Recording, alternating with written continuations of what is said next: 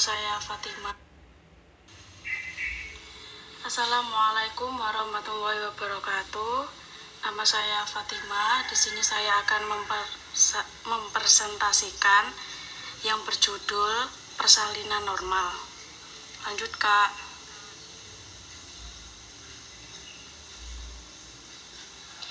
Definisi persalinan normal, proses pengeluaran hasil konsepsi yang dapat hidup dalam uterus melalui vagina ke dunia luar yang terjadi pada kehamilan cukup bulan, yaitu 37-42 minggu, dengan ditandai adanya kontraksi uterus yang menyebabkan terjadinya penipisan dan mendorong janin keluar melalui lahir dengan presentase belakang kepala tanpa alat atau lahir spontan, serta tidak ada komplikasi pada ibu dan bayi.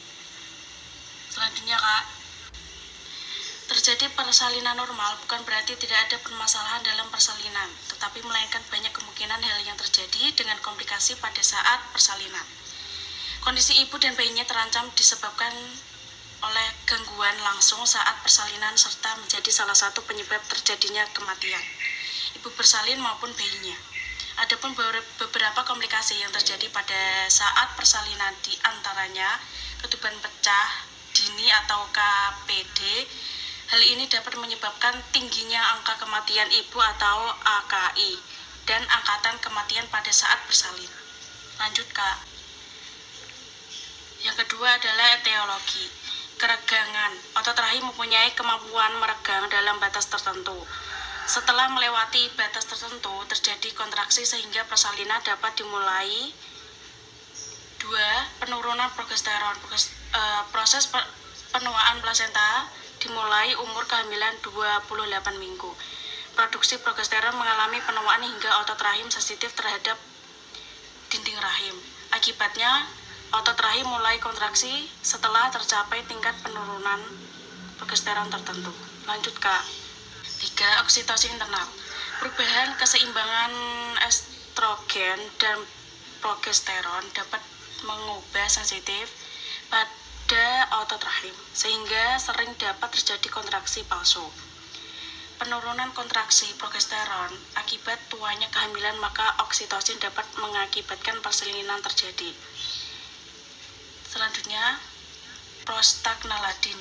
Meningkatkan sejak umur kehamilan 15 minggu. Pemberian prostaglandin saat hamil dapat menimbulkan kontraksi otot rahim sehingga konsepsi dikeluarkan. Lanjut, Kak. Selanjutnya adalah tanda dan gejala. Yang pertama, sulit tidur. Saat tidur malam terganggu dan perasaan gelisah. Bisa jadi salah satu tanda persalinan mungkin mendekat. Maka dari itu, sebisa mungkin dan usahakan calon ibu harus istirahat cukup dan bergerak ringan. Selanjutnya, lebih sering buang air kecil. Beberapa pekan atau hari sebelum persalinan, bayi akan turun rongga panggul. Kondisi ini akan membuat menekan kandung kemih. Selanjutnya, perubahan emosional. Kadang merasakan segi emosional. Lanjut, Kak. Kontraksi palsu. Umumnya kontraksi ini berlangsung sekitar 30-120 detik. Tidak terjadi dengan benturan dan dapat hilang. Kelima, keluar lendir kental bercampur darah. Selama kehamilan, leher rahim ditutupi oleh lendir yang kental, namun ketika mendekati persalinan, leher rahim akan membesar dan melunak membentuk jalan lahir bayi. Yang terakhir, air ketuban pecah. Mengalami kontraksi, sebuah air ketuban pecah yang mengalami pecah ketuban bisa jadi persalinan segera menyusul. Selanjutnya, Kak, patofisiologi. Kala 1, pembukaan yang berlangsung antara pembukaan 0 sampai pembukaan lengkap. Kala 2, pengeluaran. Dalam pembukaan lengkap 10 cm sampai bayi lahir pada primigravida berlangsung 2 jam dan multiravida berlangsung 1 jam. Kala 3 atau pelepasan uri. Kala pelepasan uri dimulai segera setelah bayi baru lahir sampai lahirnya plasenta yang berlangsung tidak lebih dari 30 menit. Kala 4, observasi dimulai dari saat lahirnya plasenta sampai 2 jam pertama postpartum. Lanjut Kak, ini pathway-nya bisa dilihat ya.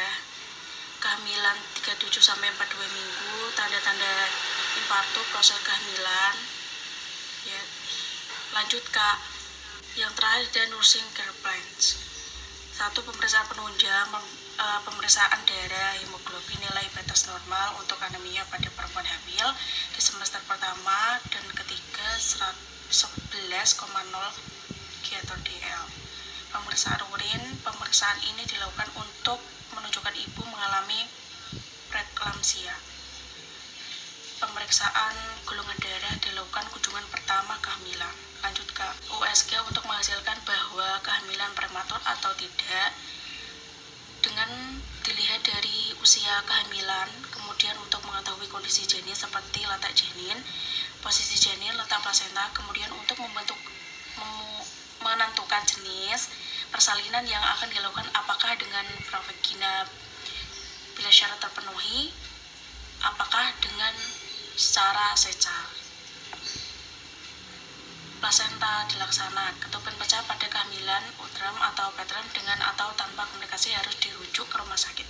Bila bayi hidup dan dapat prolaps di tali pusat, ibu diarahkan dengan posisi panggul lebih tinggi dari badannya atau posisi bersujud. Lanjut Kak. Diagnosa keperawatan, nyeri berhubungan dengan kontraksi uterus selama persalinan. Selanjutnya, kelelahan berhubungan metabolisme sekunder akibat nyeri selama persalinan. Yang selanjutnya, resiko infeksi atau trauma jaringan persalinan lama atau ketuban pecah. Selanjutnya, resiko cedera atau material posisi selama melahirkan, kesulitan dengan plasenta. Selanjutnya, nyeri trauma jaringan respon fisiologis setelah melahirkan. Selanjutnya Kak, intervensi keperawatan dan usaha perawatan. 1. Nyeri trauma jahitan luka, mampu mengontrol nyeri berkurang dengan menggunakan manajemen nyeri, mampu mengenali nyeri, skala imunitas dan tanda nyeri, menyatakan rasa nyaman setelah nyeri berkurang, tanda vital dalam rentang normal.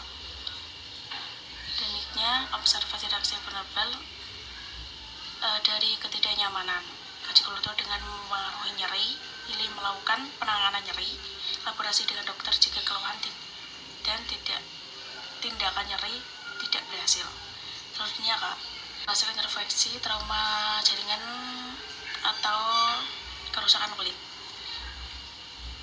NOC-nya bebas dari tanda dan gejala infeksi, menunjukkan kemampuan untuk mencegah timbulnya infeksi, jumlah leukosit dalam batas normal. NIC-nya kebersihan pakaian menggunakan sabun antibiotik, kebersihan diri, tingkat indeks nutrisi. Yang 3 itu resiko tinggi terhadap coping individu tidak efektif, tidak ada kuota sistem pendukung. Diharapkan coping nelayan dapat mengungkapkan perasaannya, pemahaman dan harapan terhadap proses persalinan. Lanjut Kak, anjurkan mengungkapkan perasaan dan apa yang dia rasakan, beri dukungan agar kuat terhadap mekanisme coping positif dan bantu relaksasi dan bantu sedikit agar tenang. Yang 4 adalah resiko tinggi konstipasi berhubungan dengan kurangnya aktivitas dan fisik, nyeri saat defekasi. NOC-nya itu mampu kembali kebiasaan defekasi seperti biasanya dengan ketidaknyamanan. Anjurkan minum adekuat kurang lebih 1.500 sampai 200 ml per hari. Anjurkan untuk mengkonsumsi bahan makanan yang berserat tinggi seperti sayuran dan buah-buahan. Lanjut Kak, anjurkan untuk rendam duduk dengan air hangat sebelum relaksasi, anjurkan untuk ambulasi sesuai toleransi. Yang 5, larangannya penguatan kurangnya informasi tentang keperawatan postpartum.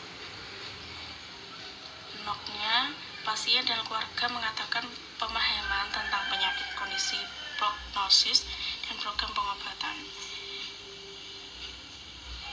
keluarga mampu menjelaskan kembali apa yang dijelaskan perawat atau tim kesehatan lainnya dengan sesuai perubahan gaya hidup dan mungkin selanjutnya Kak, kita nggak tahu proses pengontrolan penyakit, gambar tanda dan gejala yang bisa muncul pada penyakit yang dengan cara yang cepat.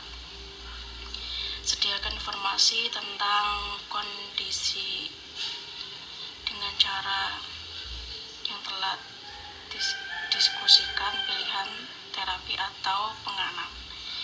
Sekian, terima kasih. Bila ada salah kata, mohon dimaafkan. Kalau ada pertanyaan, silahkan. Assalamualaikum warahmatullahi wabarakatuh. Perkenalkan, saya Makta Anggreni dari kelas B. Izin bertanya, apa saja yang dipantau mengetahui kemajuan persalinan? Terima kasih. Nama saya Fatimah. Saya izin bertanya, apa saja perubahan fisik yang akan dialami dalam persalinan? Terima kasih. Oke, saya akan menjawab pertanyaan dari Mbak Marta. Pertanyaannya adalah apa saja yang dipantau untuk mengetahui kemajuan persalinan. Yang pertama itu denyut jantung janin, warna air ketuban, penyusupan kepala janin. Apakah bisa dipahami Mbak Marta? Iya bisa Kak, terima kasih. Di sini saya akan menjawab pertanyaan Mbak Vela, apa saja perubahan fisik pada ibu hamil. Pertama itu adalah payudara, perubahan yang umumnya terdapat pada payudara. Yang kedua itu rambut. Umumnya saat menjalani kehamilan banyak ibu yang memiliki rambut tebal. Yang ketiga, kuku. Ibu hamil juga akan mengalami perubahan pada bagian kuku. Kulit, kenaikan berat badan. Apakah bisa dipahami Mbak Vela? Bisa Kak, terima kasih. Oke Kak, sekian, terima kasih. Assalamualaikum warahmatullahi wabarakatuh.